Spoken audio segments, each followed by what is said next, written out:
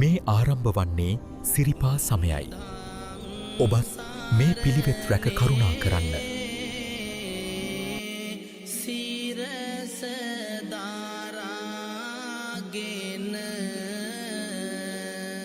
පරිසර හිතකාමී දේ පමණක් රැගෙන යෑම ඔබේ වගකීමකි.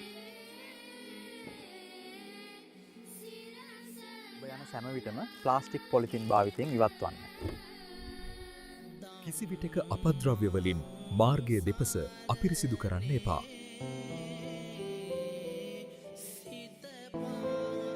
කදු මුදුනේ සිට එන පිරිසුදු දිය දහර අපිරිසිදු නොකරන්න.